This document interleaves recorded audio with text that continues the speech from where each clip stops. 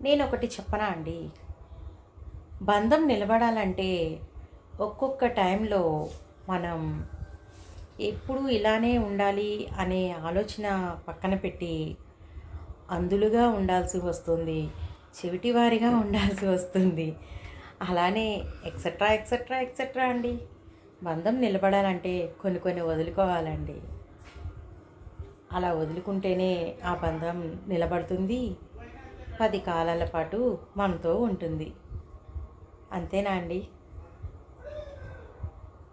అందుకే అండి నేను ఒక్కొక్క టైంలో కొన్ని కొన్ని పట్టించుకుంటాను. కొన్ని కొన్ని పట్టించుకోను.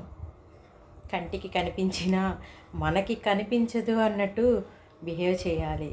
వినిపించినా మనకి చెవులకి వినిపించలేదు అన్నట్టు బిహేవ్ చేయాలి. అదేనండి నా పద్ధతి. అది మంచో చెడో అనేది నాకు తెలీదు. మాట్లాడినంత వరకు మాట్లాడతానండి. చెప్పేంత వరకు చెప్తాను. నేను అలానే చేస్తూ ఉంటాను. ఇంకా ఇంకా శృతి మించితే మాత్రం చెప్పలేనండి. నాకు కోపం వస్తుంది. ఎందుకంటే మరి నేను మనిషినే కదండీ!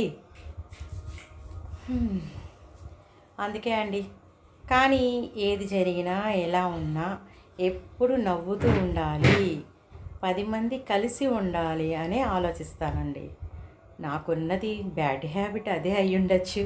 మేబీ అనుకుంటున్నాను. నేను ఎవరికైనా చెప్పడం కూడా అదే చెప్తానండి. నేను చేయటం అదే చేస్తాను. చెప్పడం అదే చెప్తాను. కానీ ఎప్పుడు మనమే లొంగిపోయి ఉండకూడదండి. మనకి విలువ ఉండదు.